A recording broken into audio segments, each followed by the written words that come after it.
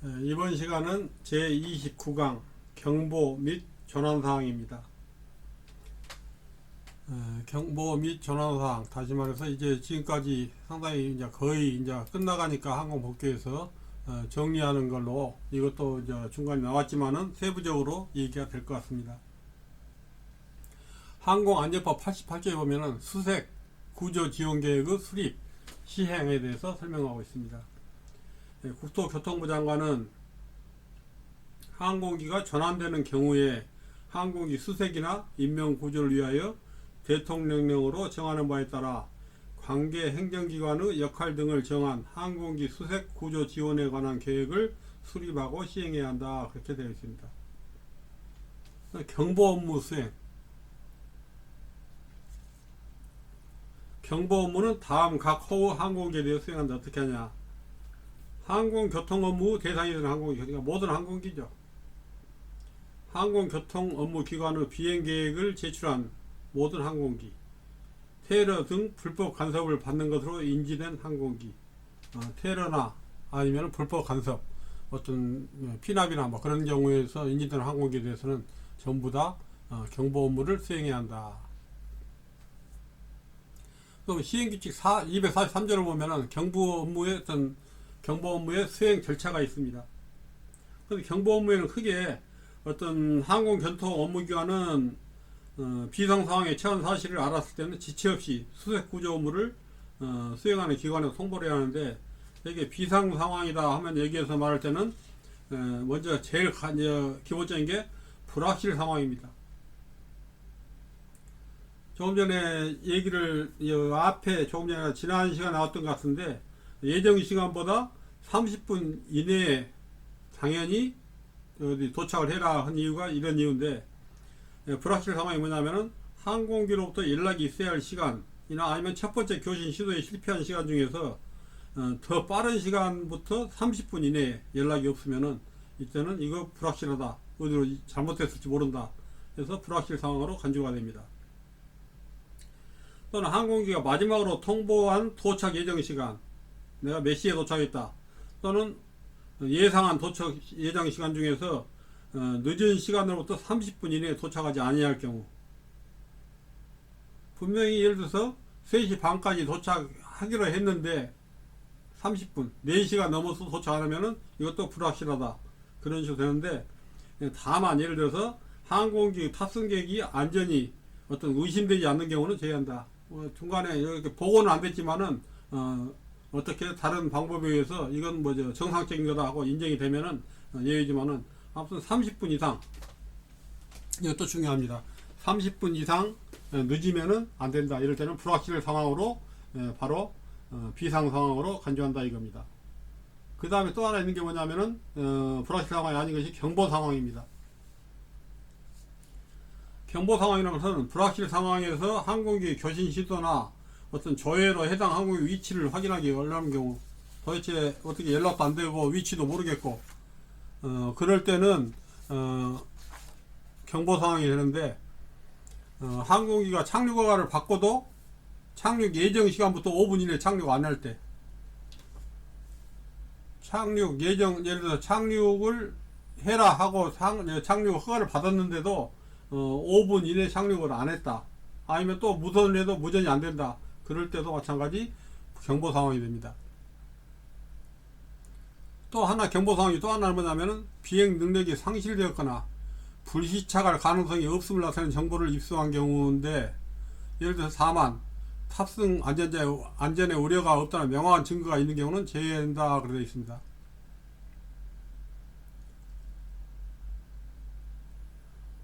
근데 여기에서 뭐냐면은 분명히 항공기가 비행 능력이 상실되었기는 한데 불시착할 가능성이 없다, 이런 정보를 입수한 경우도 방금 말한 대로 경보 상황이 됩니다. 그 다음에 또 하나는 마지막으로 항공기 테러 등 불법 간섭을 받은 것으로 인지된 경우, 트랜스폰더에서 테러 당했다, 피납 당했다 하고 신호가 오면은 이것은 문제 있다 해서, 이런 경우는 경보 상황이 되는 겁니다. 지금 경보 업무에 해당되는 거 두 개를 말했죠. 비상 상황을, 하나는 불확실 상황, 방금 말한 경보 상황, 세 번째가 있습니다. 그건 전환 상황입니다. 이제는 굉장히 중요한 거죠. 전환 상황은 경보 상황에서 항공기와 교신도 실패하고 여러 관계부도 조회했을 때 항공기가 전환당했을 가능성이 있다 하고 인정이 된 경우 전환입니다. 그 다음에 항공기 탑재 연료가 고갈돼 가지고 없어져 가지고 안전을 유지하기 곤란한 경우, 이것도 전환으로 봐야 합니다. 그 다음에 항공기 비행 능력이 상실돼서 불시착할 가능성이 있음을 나타내는 정보가 입수된 경우 전환. 그 다음에 항공기가 불시착 중이거나 불시착했다는 정보사항이 정확하다고 판단되는 경우, 이런 경우도 다 전환입니다. 다시 한번 여기서 경보 업무 수행으로는 불확실 상황이 있고 경보 상황이 있고 전환 상황이 있다고 되어 있죠. 이것을 아시면 될 것 같습니다. 243조. 그 다음에 244조는 항공기 소유자 등에 대한 통보인데, 예를 들어서 위에 있는 거 바로 243조처럼 불확실 상황이나 경보 상황에 처했다고 판단되는 경우는 해당 항공기 소유자 등에게 그 사실을 통보해야 합니다. 당신 회사에 있는 항공기 몇 번이 지금 어떻게 돼 있다, 뭐 행방불명이다, 뭐 어쩐다 얘기를 해줘야겠죠. 통보를 하게 되어 있습니다. 그 다음에 245조 비상 항공기 주변에서 운항하는 항공기에 대한 통보. 비상 항공에 있을 때는 옆에 있는 항공기들도 불안하지요. 항공교통 업무기관은 비상 상황에 처했다고 판단되는 경우에는 그 주변에 비행하고 있는 다른 항공기에 대해서 가능한 한 신속하게 비상 상황을 알려줘야 합니다. 그래야 그 대치를 하고 여기 조심하겠죠. 그 다음에 198조 불법 간섭 행위 시 조치. 예를 들어서 비행 중에 항공기가 피납당했거나 테러를 당했을 때, 이럴 때 탑승객 안전 위험이 받는 상황이 있을 때는 우리가 보통 불법 간섭이라고 그러죠. 이럴 경우에는 어떻게 할 것이냐. 항공교통 업무기관에 통보를 해야 하는데, 뭘 통보하냐면 불법 간섭을 받고 있다는 사실이나 관련한 중요한 상황 정보, 비행기의 어떤 이탈의 여러가지 상황, 거기에 대해서 불법 간섭을 받고 있는 항공기 기장은 가능한 한 해당 항공기가 안전하게 착륙할 수 있는 가까운 공항, 이런 쪽으로서 착륙을 시도를 해야 합니다. 그런데 예를 들어서 내가 불법 간섭을 받고 있는데 누구한테 납치를 당했는데 그걸 통보를 할 수 없다. 그럴 때는 어떻게 할 거냐. 그럴 때는 기장이 공항으로 다른 공항으로 비행할 수, 여기에서 비행할 수 없을 때, 도저히 안 될 때, 그럴 때는 통보할 수 있을 때까지 레이더나 어떤 감시 시설 안에 들어갈 때까지 계속 순환고도를 유지하면서 자기 위치를 표시를 해줘야 합니다. 그 다음에 기장에 대해서 불가능한 상황에서 이제 통신이 안 될 때 항공우선 이탈할 것을 강요받아. 위에서 예를 들어 납치한 사람이 어디로 바꿔라, 곧 항로를 바꿔라 할 경우에, 그럴 때는 어떻게 할 것이냐. 그럴 때는 항공기 안에 허용되는 한도에서 최대한 자기를 알려야 합니다. 초단파나 비상 주파수, 아까 비상 주파수는 121.5나 243이라 했죠.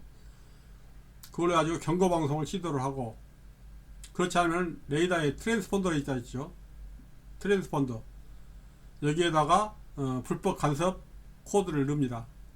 그래가지고 나는 지금 납치되고 있다, 그런 것을 신호를 하면은 관제탑에서는 바로 코드가 들어오면은, 불법 간섭 코드가 들어오면은 알 수가 있습니다. 비상 대기를 할 겁니다.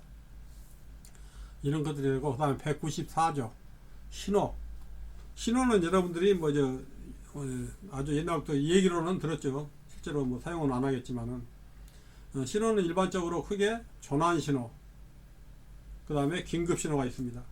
전환 신호는 전환에 취한 항공기가 어떻게 하냐. 일반적으로 무전이나 전신할 때 우리가 SOS라고 하죠. SOS. 모르스보어는 어떻게 합니까? 모르스보어는 짧게 딴딴딴 스스스 딴딴딴, 이게 SOS입니다. 모르스보어 코드가. 그래서 SOS. 이제 모르스보어는 요즘 거의 안 쓰지만은 가끔 보면은 배가 전환당했을 때 안에 사람이 있는지 모를 때는 안에서 밖에서 망치로 두드려 소리 내듯이 그런 식으로도 하고 하듯이 모르스보어는 지금도 알게 모르게 많이 쓰고 있습니다. 그럴 때는 무선 전신 또는 그 방법으로 SOS 신호를 해야 하는데, 짧은 간격으로 한 번에 한 발씩 발사되는 붉은색 불빛을 내는 로켓이나 대포를 쏘기도 하고, 전환을 했을 때 영화에서 가끔 보죠, 여러분들. 그 다음에 붉은색 불빛을 내는 낙하산 부착 불빛, 쏘면은, 총으로 쏘면은 하늘에서 붉은 빛이 나면서 낙하산 타고 천천히 내려오는 걸 볼 수 있습니다. 이게 전환 신호다. 여기에서 그것도 이것도 안 될 때는 어떻게 하냐, 그럴 때는 주의를 끌어야 하니까, 자신의 위치를 알리고 그래야 하니까 어떻게든 뭐 불을 피든 어떻든 간에 최대한 알려야 한다. 그 전환 신호입니다. 그 다음에 긴급 신호는 이제 우리가 보통 팡팡이라는데, 펜펜, 일반적으로 저희 조종사가 계속 착륙등 스위치를 켰다 껐다 하거나 뭐 이런 방법으로 해가지고 서로 즉각적인 도움을 필요하지 않으나 불가피하게 착륙을 해야 한다. 그런 어려움이 있다는 것을 나타내야 합니다. 어떤 불빛 같은 걸로. 또 얘기를 들어서 선박이나 항공기나 다른, 예를 들어서 그런 데다가 통보사항을 가지고 있음을 자꾸 알려줘야 한다. 무선 전신이나 신호 방법으로 뭐 XX를 한다거나 무선 전화로 뭐 팡팡 신호를 하거나 뭐 이런 식으로 해가지고 긴급한 사실을 최대한 알려야 한다. 그런 내용들입니다. 여기서 할 것은 이제 비상 주파수가 121.5MHz였다. 고박 이음 243 얘기 나왔었죠. 그 다음 여기에서 이제 비상 신호는 우리가 트랜스폰더를 할 때는 지금 얼마 전 시간에 나왔었습니다. 트랜스폰더 4자리 숫자를 7700으로 7700로 하면은 이것은 비상 상황 발생이 돼 가지고 레이더에서 무슨 예를 들어서 HL1661이 비상 상황이 발생했구나 하고, 레이더에서 그 번호만 바짝바짝 합니다. 그냥 발견되고 그래서 바로 알 수가 있죠. 7700을 우리가 코드를 이제 트랜스폰더 누르면은 비상 상황이다. 피라미 경우는 뭐 7500이라 있고, 통신 주제일 때는 7600, 뭐 요격 받고 있을 때는 뭐 7777 몇 가지가 있습니다. 그래서 이런 경우는 트랜스폰더를 그냥 생각 없이 이것저것 누르다 보면은 잘못하면 큰일 납니다. 그래서 항상 조심해야 한다. 트랜스폰더 누를 때는 항상 오른쪽 숫자부터 해야지 왼쪽부터 해야 하고, 잘못하면 안 되니까 그런 경우 시간을 갖다 뭐 그런 여러 가지 운항하면서 하는 것들이 나옵니다. 자, 여기까지 정리를 한번 해보겠습니다. 경보 업무 수행 대상 항공기가 아닌 경우는 어떤 거냐, 항공교통 업무 대상이 되는 항공기는 다 기라 있죠. 전부 관제 대상은 다 기라 있습니다. 그 다음에 항공교통 업무 기관에 비행 계획을 제출한 모든 항공기 맞고, 테러 등 불법 간섭을 받고 있는 거 인지된 항공기도 전부 여기서 경보 업무 수행인데, 운항 중 고장으로 목적 비행장이 아닌 다른 비행장으로 착륙했다는 통보를 받을 때, 고장인 경우는 경보는 아니죠. 이런 경우는 그냥 뭐 여기에서 바로 고장 나가지고 다른 데로 갔다 하고 통보만 하면 되겠습니다. 다음 분, 경보 업무 수행 절차가 아닌 것은 불확실 상황이나 경보 상황이나 전환 상황은 있었습니다. 수색 상황이라는 건 없죠. 이제 전환이나 뭐 당하면 그때는 수색을 하겠지만은 수색 상황은 여기 해당이 안 됩니다. 불확실 상황, 확실하지 않을 때, 경보 상황, 비상, 전환 상황 완전히 정황됐다, 이런 식으로. 자, 이 세 가지가 정상적인 경보 업무고, 그 다음에 무선 전신 또는 그 밖의 신호 방법에 의한 SOS 신호는 뭐냐? SOS는 뭐라 했어요? 전환 신호라 했죠. 전환. 우리가 영화에서 나오죠. SOS, 메이데이 막 그런 거 많이 나오죠. 그 다음에 무선 전화로 송신되는 팽팽 신호, 팡팡 신호는 뭐냐? 긴급 신호였죠. 긴급 신호. 그 다음에 예를 들어서 피요격 항공기가 사용할 항공 비상 주파수는 지난번에 121.5MHz 또는 243MHz, 뭐 243은 외울 필요 없죠. 121.5만 알면은 곱하기 2 하면 되니까. 그 밖에 착륙 허가를 받고도 무선 교신이 안 된 상태에서 몇 분 지나면은 경보 상황이 되냐, 이건 굉장히 조급하다죠. 5분이었죠. 5분. 몇 번 HL1661 착륙해라 그래갖고 알았다 오바 했는데 그래갖고 분명히 착륙을 해야 맞는데 5분이 지나도 연락이 안 되면은 이거 잘못됐다 해가지고 경보 상황으로 돌아가게 되어 있습니다. 여기까지가 경보 및 전환 사항, 그렇게 어렵지는 않죠. 아무튼 이제 지금 29강, 마지막이 32강이니까 3강 남았습니다. 아무튼 지금까지 하다 보니까 처음에 할 때는 답답했을 것 같은데 점점 하다 보니까 이제는 뭐 익숙해져 가지고 이렇구나, 조금 모르는 것이 있을지라도 이제 전혀 모르지는 않죠. 전반적으로 이제는 70점은 맞겠다, 한 번만 더 오면은 뭐 85점 맞겠다. 이제 그런 생각을 할 수 있을 겁니다. 자, 여기까지 해서 마치겠습니다. 감사합니다.